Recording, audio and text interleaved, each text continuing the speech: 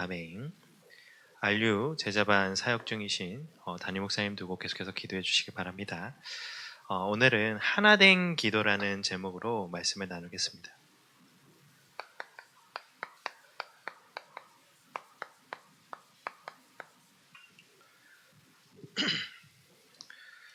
왜 우리가 하나 되어서 기도해야 할까요? 하나 되어 기도할 때 기적이 일어나기 때문에 그렇습니다. 다르게 보면 하나님이 우리에게 역사와 기적을 일으키시려고 우리를 하나 되게 하세요. 얼마 전에 이제 셋째 출산이 얼마 안 남아서 이렇게 부모님께 좀 이렇게 인사드리고 온 때가 있었는데요. 저희 아내의 친할머니가 살아계세요. 연세가 88세십니다. 연세가 좀 있으시죠. 그리고 해남에서 사시던 분이에요.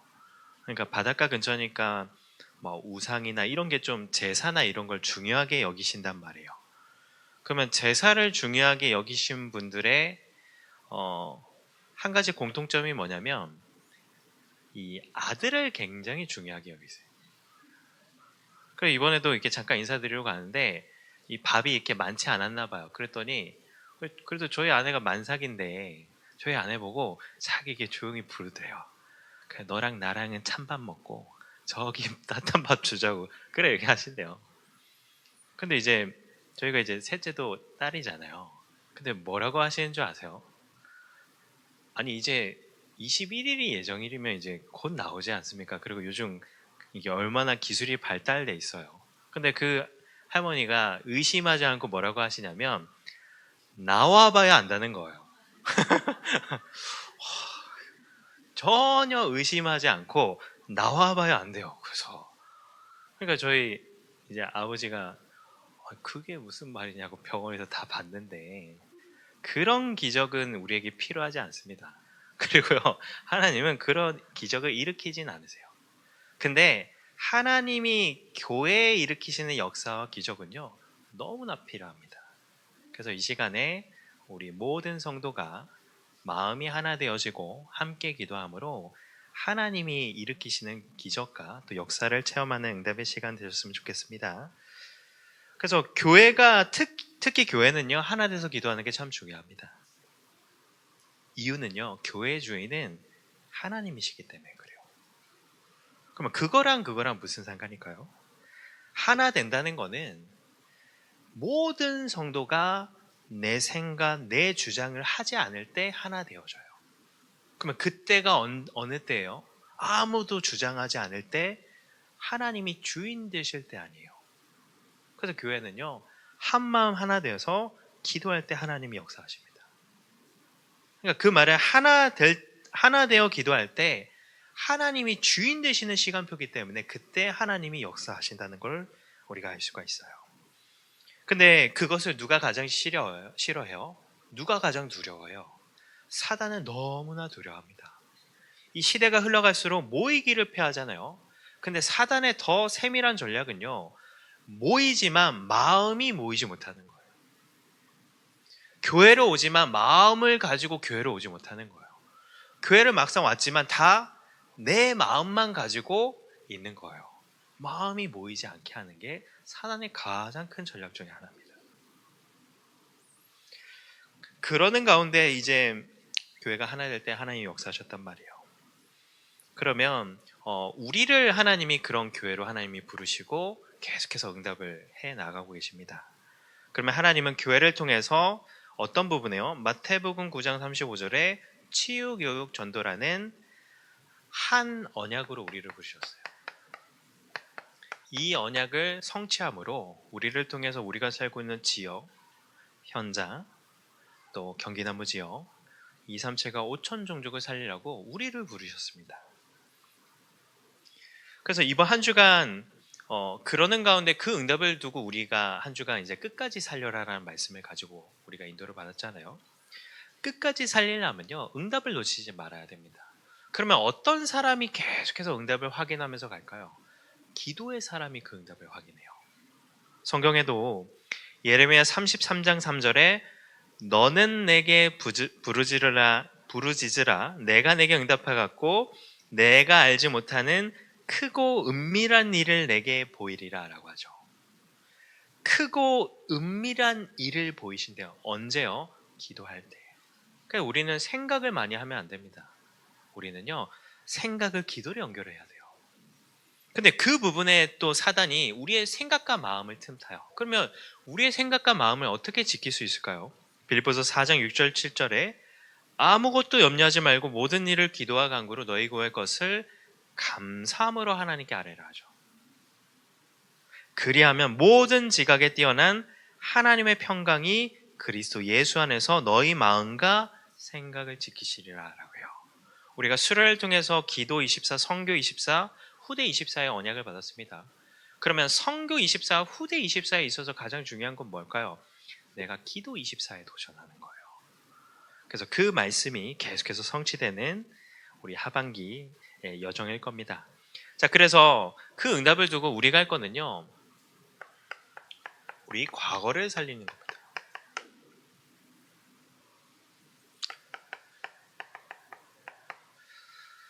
근데 분명한 거는 우리의 과거를 이미 살리셨어요.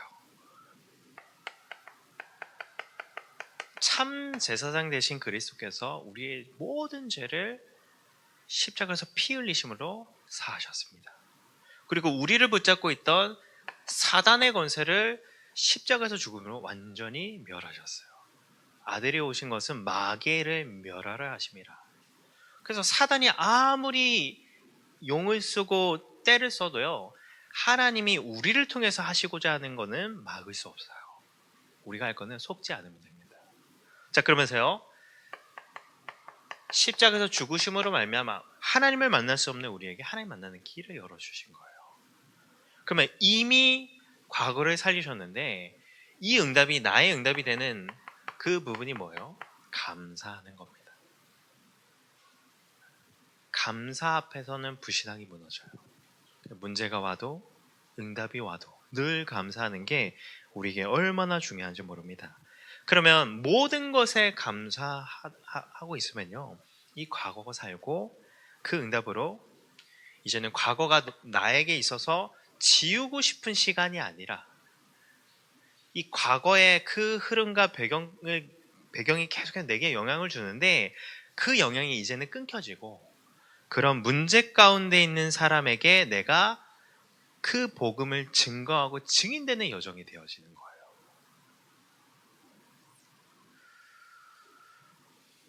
그래서 우리가 할 거는 오늘을 살리는 겁니다. 이미 과거는 그리스도가 살리셨기 때문에. 최근에 한 인터뷰를 봤는데요. 더 휴식이라는 이제 기업의 공동 대표예요. 이 정우석 대표라는 사람인데요. 최근에 이게 좀 약간 좀 젊은 세대의 이런 숙박 관련된 부분을 하는 사람이에요. 그래서 아늑 호텔 혹시 들어본 적 있으십니까? 2019년에 설립을 해갔고요.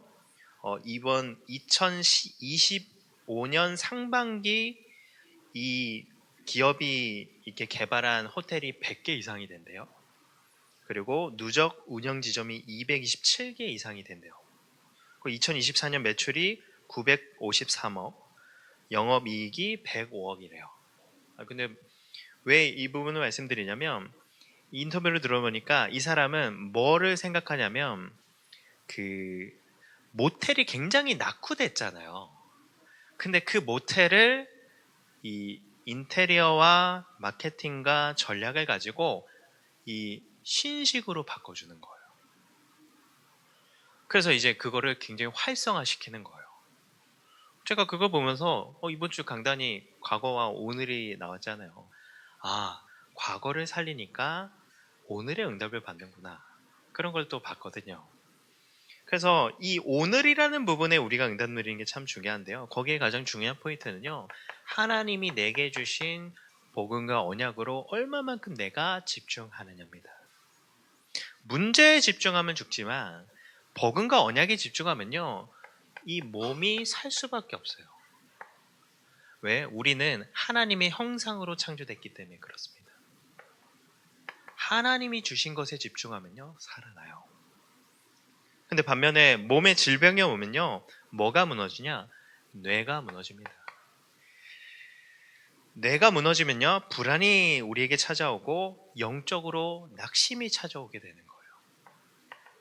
그래서 우리가 무엇에 집중하느냐가 참 중요합니다.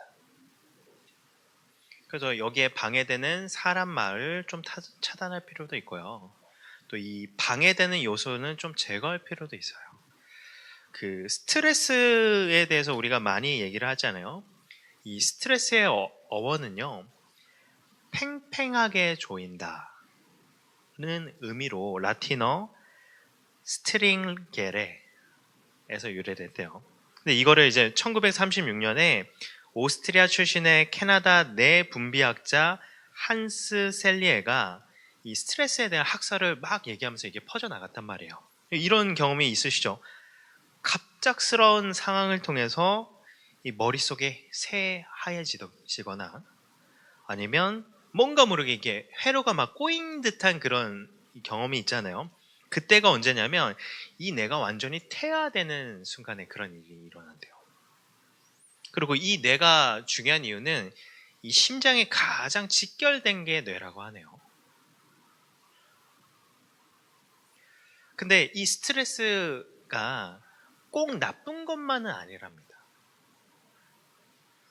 그러니까 어떤 영향이 좋은 영향이 있냐면요, 너무 크지 않은 강도의 스트레스는요, 그걸 자극을 줘갖고 이 해마의 줄기 세포가 자극을 받아서 새로운 뉴런이나 다른 세포를 생성하기도 한대요. 그러니까 그 말은 뭘까요? 스트레스 올 상황은 계속 오잖아요. 근데 그 스트레스를 우리가 어떻게 받아들이고 어떻게 반응하냐에 따라서 이게 응답이 될 수 있다는 거예요. 그러면 우리에게 늘 있는 문제와 위기, 갈등, 그거를 스트레스로 받을 건지, 그걸 가지고 이 복음에 집중하는 응답을 받을지, 그 부분은 우리가 응답받아야 될 부분입니다. 근데 분명한 거는 복음에 집중하면요, 그걸 통해서 우리가 더 이 세 가지가 사는 응답을 받게 되는 겁니다. 자, 그러면서 미래를 살리는 겁니다. 하나님이 우리를 계속해서 오늘을 허락하신 이유가 미래에 달려 있어요. 그래서 이거는 우리에게 우리 삶의 미션으로 우리가 붙잡아야 될 것입니다. 가장 중요한 교회를 살리고, 교회가 살면 237 나라가 삽니다. 그리고 그 속에서 우리 후대가 자라나요. 그래서 이 부분에 우리가 중심을 잡는 게 참 중요해요. 자, 그러면 한 언약 때문에 하나님이 부르신, 또 한 언약 위에 세우신 교회가 결국에는요, 한 교회가 될 때 하나님이 역사하십니다. 한 교회가 될 때 하나님이 역사하시고 기적을 일으키시기 때문에 그래요. 우리가 너무 잘 알고 있죠. 그 사도행전 1장에 보면 초대교회가 120명이 모였다고 해요. 근데 실제로 그 시대에 우리가 로마를 강대국이라고 알고 있잖아요. 이 사도행전 1장에 120명의 성도가 모였을 때가 로마가 최전성기 시절이래요. 그러니까 그때 로마의 인구가 얼마나 되냐면요, 5천에서 7천만이래요. 근데 지금 우리가 생각하기엔 많은 인구가 아니잖아요. 근데 그 당시에는 뭐 의학이나 이런 게 발달되지 않았기 때문에 굉장히 많은 인구래요. 120명이 5천에서 7천만의 인구를 복음으로 정복했어요. 그 방법은 뭘까요? 모든 성도가 하나 되었기 때문에 가능해요. 그래서 하나님이 하나님의 역사와 기적을 일으키시려고 교회에 하시는 게 있습니다. 그게 무엇일까요? 교회가 하나 될 수밖에 없는 상황을 허락하시는 거예요. 그거를 강권적으로요. 하나 되지 않으면 안 되는 상황으로 몰아가시는 겁니다. 그래서 오늘 본문에 사도행전 12장 1절에 보면 헤롯에 대해서 나와요. 이 헤롯은요, 정치가입니다. 이 정치에 굉장히 눈이 밝은 사람이에요. 근데 그래서 뭘 하려고 하냐? 유대인들의 마음을 삼으려고 얻으려고요. 이 교회 중에 몇 사람을 해하려고 한 거예요. 근데 그러는 가운데 이제 이 어떤 일이 일어나냐면 야고보가 죽음을 당합니다. 사도가 죽음을 당해요. 큰 위기죠. 그리고 야고보는 또 죽음을 당했지만 베드로는 옥에 갇히게 됩니다. 근데 이 헤롯이 얼마나 정치에 밝으냐. 이 베드로를 무교절에 잡잖아요. 무교절을 왜 잡냐면요. 무교절은 가장 유대인들이 많이 모일 때가 무교절입니다. 그러니까 정치적으로 전략적으로 이 베드로를 잡은 거예요. 그래서 3절에 보면 야고보가 죽음을 당했는데 유대인들이 기뻐하는 것을 보고 베드로도 잡으려 한다 하죠. 무교절에. 근데 4절에 이렇게 나오죠. 잡음에 옥에 가두어 군인 내식인 네 패에 맡겨 지켜요. 한 사람에게 16명의 이 군인들을 붙인다는 것은 이 절대 나가지 못하게 한다는 의미거든요. 그러니까 이때 상황을 이렇게 보니까요. 그냥 이렇게 감옥에 가다 두는 게 아니라 이 베드로의 한쪽 팔과 군인의 한쪽 팔을 이렇게 같이 묶어 놓는 거예요. 이쪽 묶었죠. 이쪽 묶었죠. 그냥 못 나가게 하는 거예요. 그리고 밖에는 또 군인이 2명 서 있는 거예요. 그렇게 4명이 이제 팀을 이뤄서 계속 교대하는 겁니다. 왜 그렇게 할 수밖에 없냐면 이 사도행전 5장에 보면 옥에 갇혔다가 이렇게 나간 적이 있거든요. 그러니까 절대 나가지 못하게 한 거예요. 베드로가요. 근데 그 상황에 어떤 일이 일어나요? 교회가 하나 된 겁니다.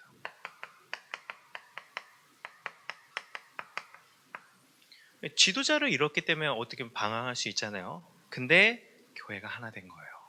그게 사도행전 12장 5절에 나옵니다.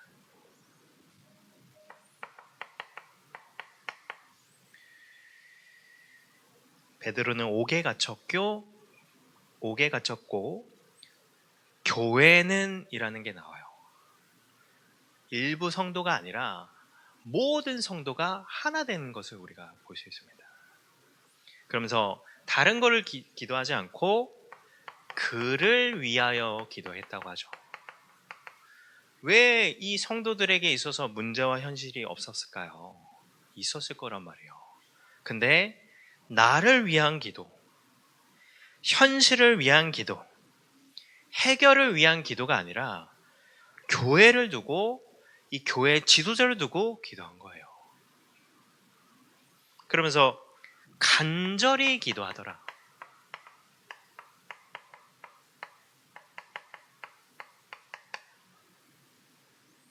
하나 돼서 기도에 힘쓴 겁니다. 그때 하나님이 무엇을 일으키셨을까요? 그때 일어난 기적이에요.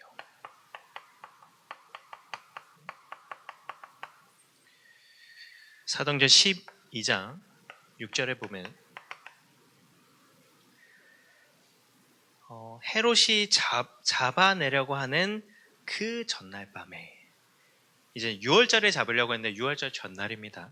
그 밤에 이 천사가 이 옥에 가서 베드로를 탈옥시켜요. 그 내용을 오늘 본문에 읽지는 않았지만 보면요. 7절에 호련히 주의 사자가 나타나 베드로의 옆구리를 쳐 깨워 급히 일어나라 하니 쇠사슬이 그 손에서 벗어지더라 라고요. 그리고 천사가 이르되 띠를 띠고 신을 신으라 하거늘 베드로가 그대로 하니 천사가 또 이르되 겉옷을 입고 따라오라 한데 베드로가 나와서 따라갈새 천사가 하는 것이 생시인 줄을 알지 못하고 환상을 보는가 하니라 라고 해요. 그리고 이에 첫째와 둘째 파수를 지나 쇠 문을 통해서 거리로 나오니 천사가 떠나더라. 베드로는 이전에도 경험이 있었는데 이 베드로에게도요, 이게 진짠가 아닌가 그런 기적이 일어난 거예요. 베드로에게요. 그리고 이제 베드로가 옥에 나와서 무엇을 하냐면요, 이 성도들이 기도한 그 현장에 나아갑니다. 여기 12절부터 17절에 나와요. 마가라는 요한의 어머니 마리아의 집에 가니 여러 사람이 거기 모여 기도하고 있더라. 그 현장을 간 겁니다. 베드로가. 근데 여기 참 웃긴 해프닝이 일어나죠. 베드로가 그 감옥에서 이제 물론 천사가 풀어줬지만 감옥에 있어야 되는 죄인 아닙니까? 근데 나와서 이렇게 기도하는 곳에 가서 문을 두드리는데 어떤 일이 일어나요? 이 로데라고 하는 여자아이가 베드로인 줄 알고 너무 기뻐요. 근데 너무 기뻐갖고 문을 열어주지 않고 기도하고 있는 성도들을 향해서 얘기하는 거예요. 아니, 베드로가 왔다고. 근데 이 성도들의 반응입니다. 야, 네가 미쳤구나. 이런 반응이래요. 근데 이제 베드로 입장은 어때요? 아니, 다시 자기가 잡힐 수 있잖아요. 그러니까 문을 계속해서 두드린 겁니다. 결국에는 그 소리를 듣고 문을 열어서 모든 성도들이 베드로를 보고 놀라요. 왜 이게 기적일까요? 기도를 하는 성도들이 그런 기적이 일어날 줄을 몰랐던 거예요. 그런 믿음이 충만해서 기도하지 않았던 겁니다. 근데 뭐를 했냐? 하나 돼서 그냥 기도했을 뿐이에요. 교회를 두고 베드로를 두고. 근데 역사가 일어난 거예요. 그래서 17절에 이렇게 해요. 베드로가 손짓하며 조용히 해라. 나 다시 잡혀가면 안 되니까. 손짓하여 조용하게 하고 하나님이 옥에서 나오게 하신 것을 전하고 다른 곳으로 떠나요. 그래서 교회는요, 하나 될 때 하나님이 기적을 일으키십니다. 그러면 그 성도들이 하나 돼서 한 그 기적과 역사가 어떻게 우리에게 남겨졌나요? 사도행전 12장이라는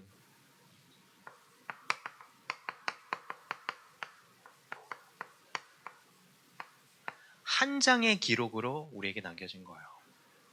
근데 한 장의 기록이지만 영원한 기록으로 남겨지는 겁니다. 왜 하나님이 지금의 상황을 우리에게 허락하셨을까요?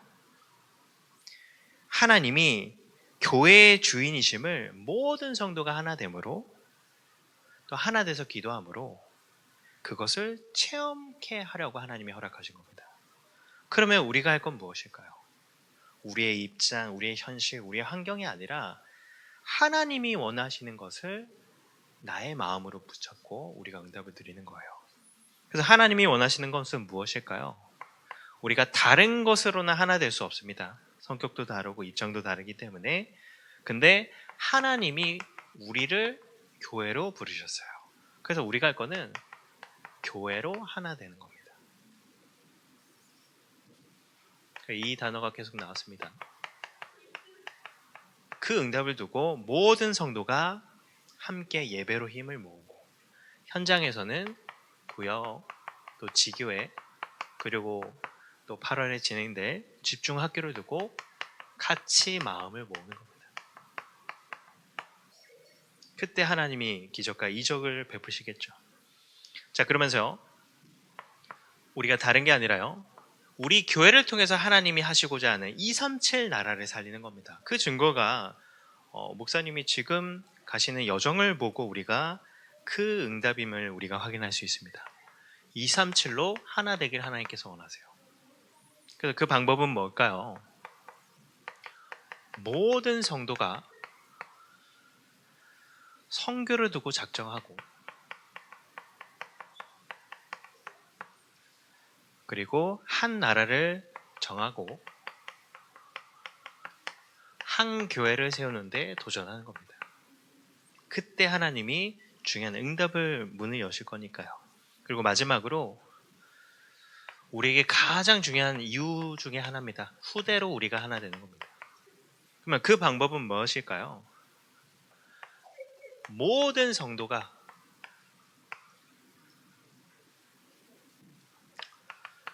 건축 작정에 마음을 담고 우리의 남은 생을 통해서 우리 후대에게 세 가지 뜰,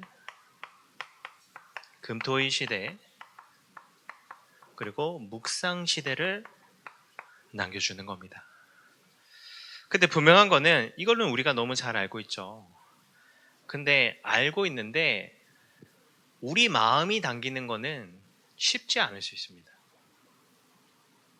그래서 마음 싸움에서 승리해야 돼요.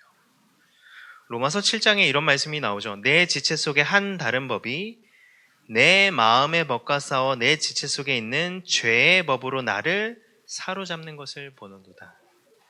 오라 나는 공고한 사람이로다. 이 사망의 몸에서 누가 나를 건져내랴? 우리 주 예수 그리스도로 말미암아 하나님께 감사하리로다. 그런즉 내 자신의 마음으로는 하나님의 법을, 육신으로는 죄의 법을 섬기노라라고요. 그래서 내 육신의 마음과 싸워야지만 우리가 이 응답을 누릴 수 있습니다. 그래서 한번 생각해 봤습니다. 지금 내 개인이나 우리 가정에 들어오는 수입을 가지고 그것이 배경되는 삶이 응답이 아니라 하나님이 우리 삶에 배경되는 삶이 응답이지 않습니까? 먹을 것이 보장되지만 하나님이 함께 하신과 전혀 상관없었던 애굽에 노예됐던 삶. 근데 이 이스라엘 백성들이 그 삶을 그리워하잖아요. 근데 그 삶이 축복이 아니라요, 의식주 하나 보장되지 않아서 늘 하나님 앞에 서야 되고 하나님을 의지해야 되고 하나님이 먹여 살려주셔야 되는 광야의 삶이 우리에게 축복이지 않나, 이런 생각을 하게 됩니다. 그래서 뭐 금액이 모이는 것도 물론 필요한 부분이겠지만 중요한 거는요, 전 성도의 마음이 모이는 싸움입니다. 그래서 저희도 이제 식구가 다섯 명이 되니까 이제 그 같이 이렇게 마음을 모으거든요. 근데 현장에서 한 분이 그런 말씀을 하시더라고요.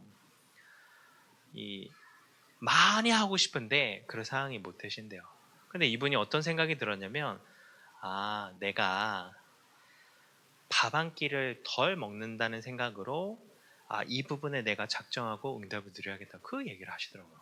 저는 그 포럼을 들으면서 하나님이 다른 것 때문에 이런 상황과 작정이라는 부분을 우리에게 하신 게 아니라 모든 성도의 마음을 모으시려고 이렇게 하신 거구나, 이런 부분을 좀 생각하게 돼요.